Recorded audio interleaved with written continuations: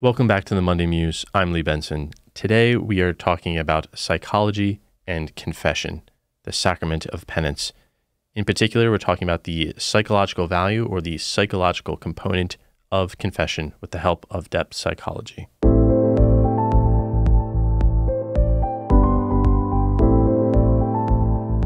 Remember, you can ask me a question and I will answer it on the podcast. You can ask me by emailing me at BasicallyRelatedPodcast@gmail.com. Before we begin, remember to like, comment, share, subscribe. Help me to appease the fickle and pernicious algorithm gods.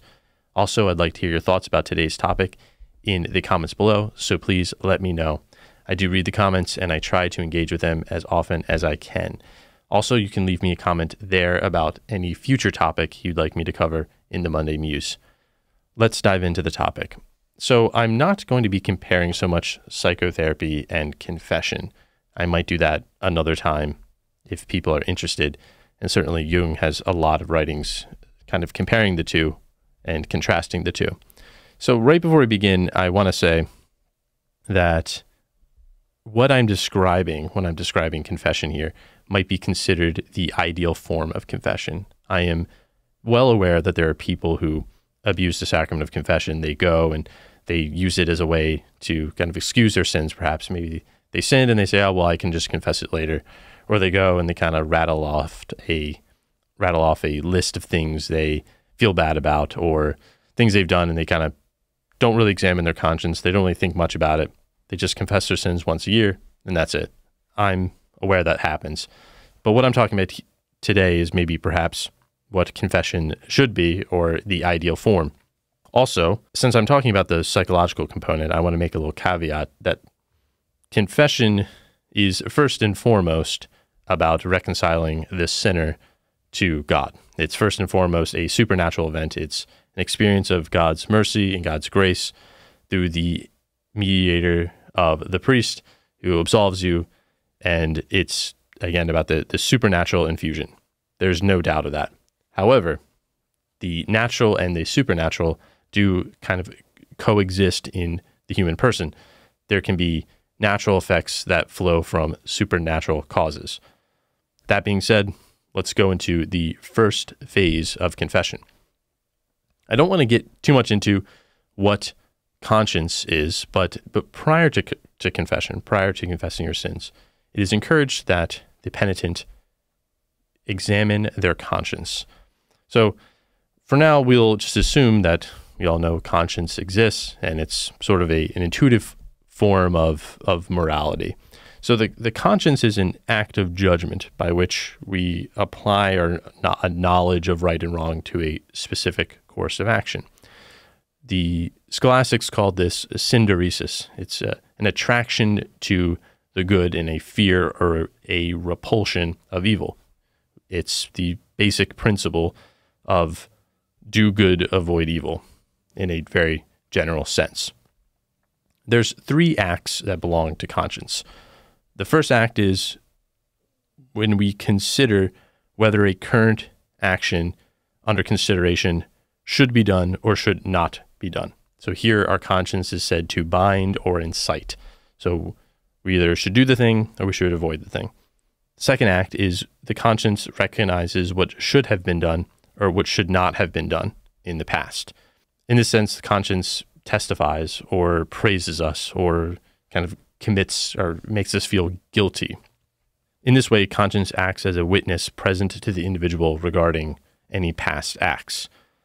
The third act of conscience is it considers whether something was done well or badly in the past.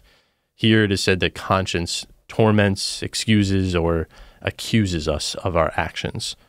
So when the conscience torments somebody, when someone has done something wrong, it is called by St. Thomas the worm or the vermin of conscience, in that it afflicts the soul. So this vermin of conscience is a stinging of our soul, and it kind of gnaws away at the interior part of us. It's the punishment for doing wrong.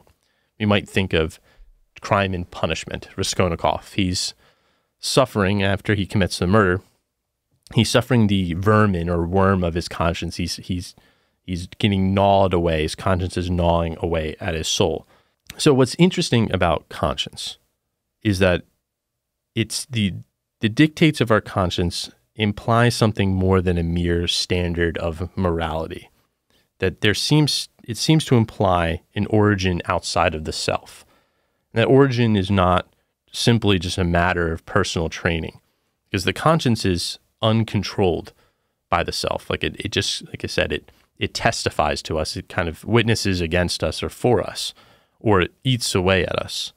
So conscience is an experience of a presence that kind of invites us out of ourselves, that there's another thing that kind of dwells in me, that's not quite my creation, but it's also me.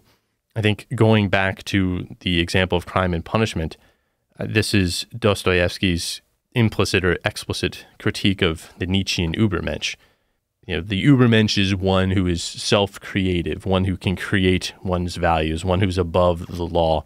Even in crime and punishment, there's a veiled or not so veiled, I'm not sure to what extent it was an explicit attack on the Übermensch, but Raskolnikov talks about perhaps there's a type of man, there's a species of man that can rise above the law, that the law and morality, traditional morality, are for the common folk. They're the herd, the sheep individuals. They need the law to stay good, but there are individuals who can break the law and live outside the law.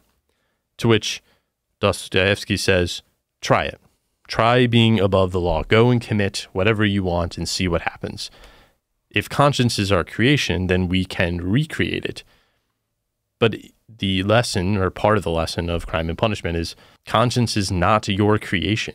You will suffer the consequences of violating your conscience.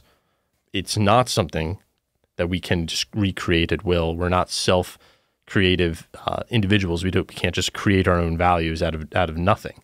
So our conscience commands us, and this command includes, as I've said, praise, blame, promise. It's intrinsic to this blame or praise is the awareness of some external source. That in our conscience, it seems as though it's coming from something else. It's external. Yet, it's also personal. There's this personal dimension to conscience. The feeling of conscience is kind of analogous to what one might feel in human matters towards another person whom we've offended. Yet, there's a supreme authority about it. So we have this both internal experience of conscience, that it's me, it's mine, it's not anywhere else, it's not someone else's conscience, but yet there's this external element of, I didn't create it, and yet it witnesses against me as though it was another person. When I violate my conscience, I feel as though I violated somebody else, but yet I haven't. So this is what we kind of search prior to confession. So an individual, if you're familiar with confession, bear with me. If you're unfamiliar, here you go. While you're waiting in line or on your way to church to confess, we examine our conscience, and this is what we're examining. And usually the method of examination varies, and the categories typically involve things like thoughts, words, and actions. What we have done and what we have failed to do. Sins we've committed, the good we've done poorly, or the good we ought to have done, but neglected to do. Some measure of those is what's going on. And sometimes the method could be going through the Ten Commandments. It can be going through the deadly sins. It can be going through the Beatitudes. There's a variety of ways. Closely tied to the notion of examination of conscience is Jung's notion of self-knowledge. So Jung says that self-knowledge for most people confuse self-knowledge with their ego, their conscious ego personalities. So all there is to know about the person is what they are conscious of, not anything hidden, not anything else. So it is universally believed that man is merely what he is conscious of, and that's it. So Jung says that he regards himself as harmless, so as to add stupidity to iniquity. He does not deny that terrible things have happened and still go on happening, but it is always the other who do them, and such deeds belong to the past. But Jung says that in self-knowledge, we should realize that we are humans, and because in the past humans have done these things, and I share human nature with them, that I also share in the inclination to do these things, that I'm maybe not technically involved in the sins of the past, but thanks to my human nature, I have the potentiality to participate in the sins of the past. As he says, none of us stand outside of humanity. So this disposition to evil still exists. This disposition to sin still exists. He says, therefore, one should do well to possess some imagination for evil, for only the fool can permanently disregard the conditions of his own nature. It's, in fact, the negligence of realizing our capacity for evil that makes us the greatest instrument for evil. Kind of a harmless view of ourselves, or a naive view of ourselves. We can most easily be used as a tool by others for evil. He says that this leads to our projection. We would rather project our unrecognized evil into other people. And therefore there's a lack of insight into our own nature that deprives us of the capacity to recognize evil, or the capacity to deal with evil. So we're told, he says, by popular culture to eschew evil, to not mention it, to not look at it. But in fact, if we are to have some level of self-knowledge or some level of self-examination, what we realize is that evil is lodged in human nature itself. It's coupled with human nature. This is original sin in theology, in the language of theology. So recognition of the shadow leads, he says, to kind of a modest opinion about our imperfections. And this is also keeping in line with the great mystics of the church who say that self-knowledge leads to a knowledge of God. St. Teresa of Avila and St. John of the Cross both think this. So St. John says that however painful self-knowledge is, it's a necessary condition for a true relationship with God, that we are not as mighty as we thought. In fact, self-knowledge humbles us, that self-knowledge is our help to understand and maintain our relationship with God. Self-knowledge and knowledge of God are inseparably linked. In fact, the former, self-knowledge, can be the wellspring for the latter, that through knowledge of self, we can come to know God, that we cannot know God without knowing ourselves. Being conscious of our own poverty kind of leads us to God. As St. Augustine says, "Let me know myself, Lord, that I may know thee," that one extreme is known by the other, that I am a limited being, I am a poor being, I am nothing, but there must be something that is the exact opposite from which I come. So St. Teresa of Avila kind of reverses it, says that we can never know ourselves completely if we don't strive to know God. So for St. John of the Cross, self-knowledge leads to God. For St. Teresa, knowledge of God leads to knowledge of self. But either way, in the core of it is knowledge of God and knowledge of self. Which one comes first isn't important, but they are tied together. So when we examine our conscience, we also begin to learn something about God. By looking inwards, we learn something. We come to discover God. But it's also in self-knowledge that we come to learn that our neighbor is like ourselves, that we sin and we fall, and these experiences help us see that the same weakness that we deplore in ourselves, we might deplore in others.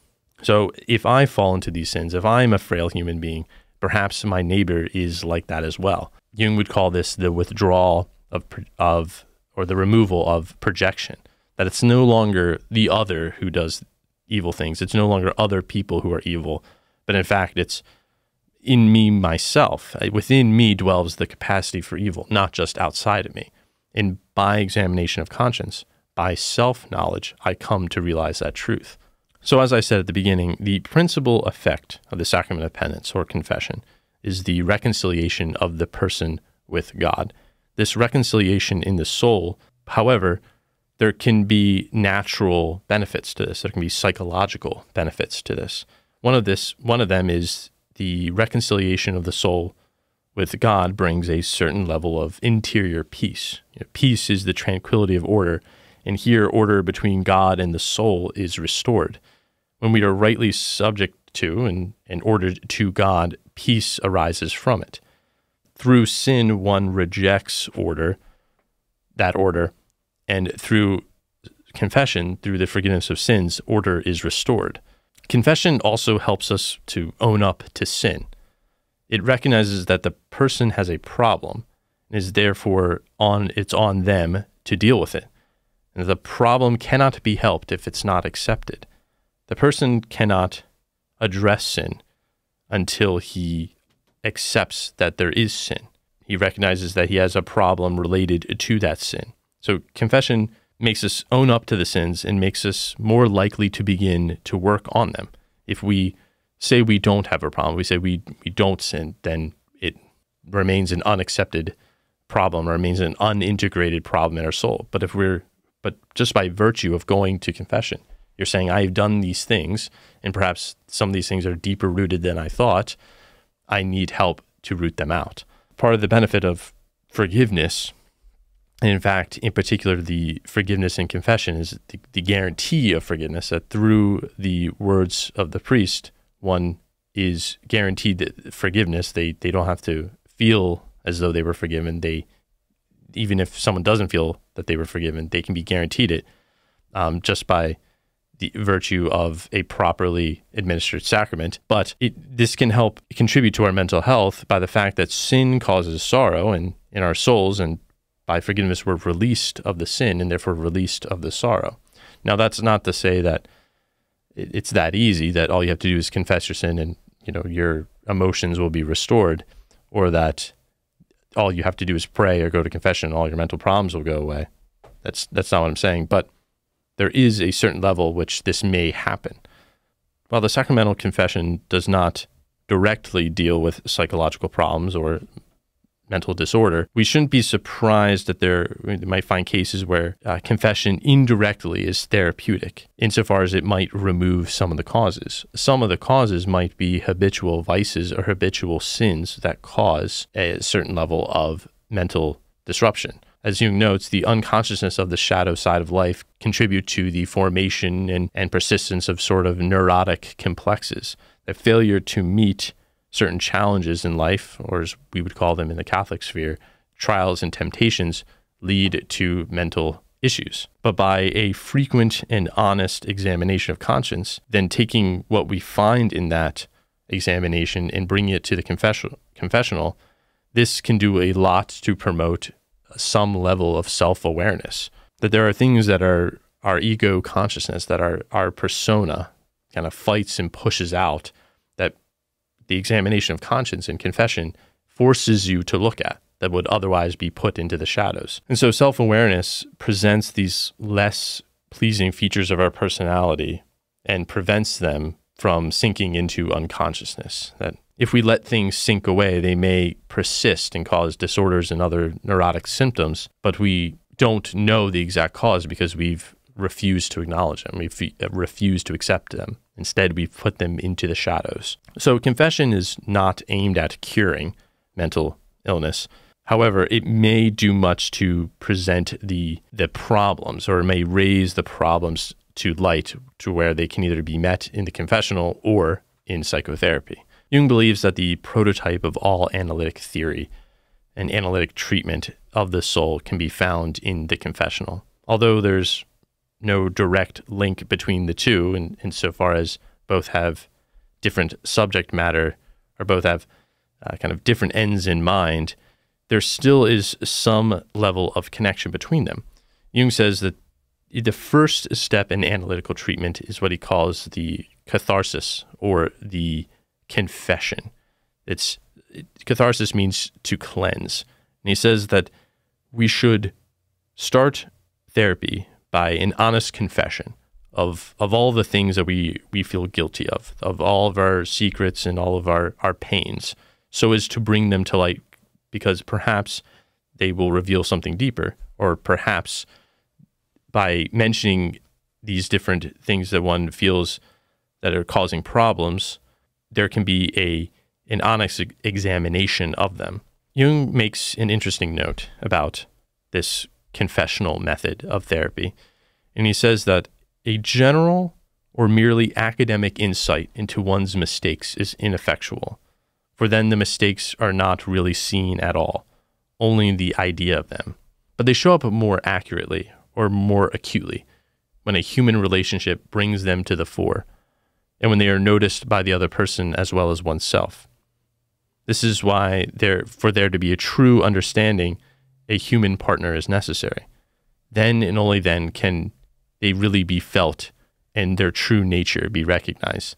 Confession made to oneself, one's secret self, as he says, generally has no effect or little effect, whereas confessions made to another person are much more promising. This is a psychological component I find very compelling about confession, is that one does not merely confess to oneself that one has done something wrong. In fact, your conscience has already told you you've done something wrong. So you're kind of just telling your conscience back, I agree. However, there's something fundamentally different, psychologically different, about confessing out loud to another person. Now, in the Catholic understanding, the priest is not just another person. He's in persona Christi. He's in the person of Christ. He's acting as Christ on earth in that moment. So it is through the power of Christ. Christ is working through the priest. But still, even on a human level, you have to say out loud what you've done. I don't think it's as effective to just simply go to your room, shut the door, and ask God for forgiveness. Now, I'm not saying that one shouldn't ask God for forgiveness even daily. I think you should. I think in our prayers, in the beginning of the day and at the end of the night, we should ask God for forgiveness. But for the major sins in our life, or for the habitual sins in our life, or the things that we just can't shake off, saying it out loud to another person allows the true nature of the thing to be recognized. I do think Jung is right that confessions made to ourselves have little effect. Because of the influence of conscience, we have no power to really release ourselves from our own sins, or our own secrets, or our own faults and failings. The conscience is there to testify against us. And I think the kind of cartoon of the devil on one shoulder and the angel on the other is a perfect image of the dual aspect of the conscience. The conscience, when you've done well, is the angel, and it bids you to do the right thing. And when you've done poorly, when you've done wrong, it accuses you. This is another name for Satan, the great accuser. And in that moment, your conscience is acting sort of satanic towards you. It's gnawing at you. It's the worm that never dies. It's the accuser who stands and does not testify for you, but testifies against you. And I don't think there's any way to truly put the conscience at ease, to cleanse it, until you speak out loud to another human being in some form, even if it's not sacramental, but you've offended another person, or there's something you have to get off your chest. I mean, think about even in our kind of everyday life of talking to a spouse or to a friend. We can't just keep these things in. We bottle them up and we explode. We have to speak out loud. And there's great psychological power in that. In confession, I believe our projections are dissolved and our persona is put down. That was another Jungian idea, the idea of the persona, the mask that we wear, that we show to the world. That in that moment, we have to take off the mask and our projections are dissolved. Because in confession, we're not talking about the sins of other people, the sins we think other people do, but the sins that I do, the things that are dwelling in me, the serpent in me. There's no more scapegoating. There's no more projecting. This is about your conscience, your examination, and the sins you've committed. So in projection, one fails to see what one does oneself, and it rather seeks the cause in other people. We easily see the mote in another's eye, but we fail to see the beam in our own eye. In this moment of confession, in our examinations, we remove that. We instead turn the projection around, I guess, or we dissolve the projection into other people and say, what's the beam in my eye? What are my failures within myself and not others? But Jung says that our unwillingness to see our own faults and project them onto other people is the source of many quarrels, the source of much pain. Jung readily recognizes that analytical psychology is not a substitute for confession, but nonetheless, the main problem that analytical psychology deals with is the shadow, as he says, the moral problem that challenges our ego personality. He says that no one can become conscious of the shadow without considerable moral effort. To become conscious of it involves recognizing the dark aspects of our personality as present and real. This act is essential for any kind of self-knowledge. So although insight and goodwill, the shadow can, in some sense, be assimilated, still the shadow kind of resists integration or moral control because it is so bound up with what we think others do as opposed to ourselves. So unless our shadow is recognized, there can be no integration of it. Unless we accept that we do have a shadow and we do have these parts of us that we shun and we hide, we can't achieve any sort of integration. Jung says that mere suppression of the shadow is of little remedy as a beheading would be for a headache, that we have to in some way learn to live with the shadow. As I've talked about in another episode, we have to learn to somehow integrate this. One way I believe we can do this is by confessing to another person. That most people need someone to confess to. Otherwise, the basis of their experience of this integration or forgiveness is not sufficiently real, as Jung says. They do not hear themselves, so they cannot contrast themselves with something different. Thus, they have no outside control. So it makes, I think, a considerable difference whether I confess my guilt only to myself or to another person. That we might underestimate the degree to which our persona or our ego self tries to shun the shadow and how it interferes with our understanding of ourselves. That we might think that all there is to know about us is what we think of ourselves, what we're conscious of, what we don't examine. But if we are to examine ourselves, or if we were to examine ourselves, we might find that we do possess a much darker shadow than we realized, and that's a moral challenge. So this realization of the shadow is inhibited by our persona, by what we think of ourselves, by the mask that we wear. And the more that we identify with this mask, the harder it becomes to integrate or to recognize our shadow. Jung recognizes that there can be this conflict between the persona and the shadow is actually sometimes the source of depression. That can indicate that we are not all that we want to be, or we're not all that we wish to be. And we have to remember that the shadow is an archetype, therefore it has a positive and a negative quality to it. So there might be good things in the shadow. There might be things that we want to be that are good, but that we're not living up to. And on the other side, there might be things that we're doing that we should not be doing that are making us less than who we should be. So there are many opinions on a technique or an accepted technique for integration of the shadow. But one of the ways I've heard it described is a type of diplomacy, but with you in the shadow.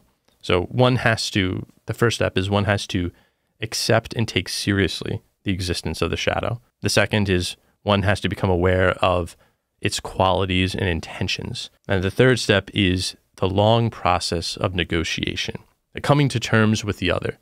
We get to know our nature and perhaps even those aspects that we would not allow anybody else to know. In this moment, we allow our kind of full selves, or even the part of us we don't want to recognize, we come to get to know a fuller picture of ourselves. So this idea of diplomacy with our desires, a more perfected form of examination would be not just the sins that we've done, and even the sins that we hide, or the deeper roots of them, or the things that we don't want anyone to know about. The more penetrating examination would be one in which we don't just say what we've done, but we also begin to examine why we desire it. Why do we desire to do this thing? And here we can have a diplomacy with our desires. That's not to say that we give in to them or we accept them and that's it, but that we enter into dialogue with them. One interesting technique of Jung's was active imagination and personification, where we take our desires, or we take instincts, or we take inanimate things, and we make them into a personified form of a living thing. So perhaps we can do this with our desires, is we enter into some sort of personified dialogue with them. Why is it that I am angry? We can personify our anger or our greed. And why is it that we want to do these things? Get to the deeper root, and through personification, through our imagination, we enter into dialogue with things that we might consider, we said, non-personal. Although anger belongs to me, I'm the one that's angry. Anger itself is an emotion. Make it a thing. Make it something that you could talk to. Why is it? Why do we want to be angry? Why do we continually fall into it? At the root, what's its intentions, as Jung would say? But we first have to accept that we're angry, then why its intentions, why we desire to be angry, and then how can we integrate it? How can we enter into dialogue? So I hope you found this episode interesting and helpful. This episode came from a comment on YouTube. So if you have something that you'd like me to create an episode out of, leave a comment or email me at basicallyrelatedpodcast@gmail.com. Thank you for listening, and I will see you next week.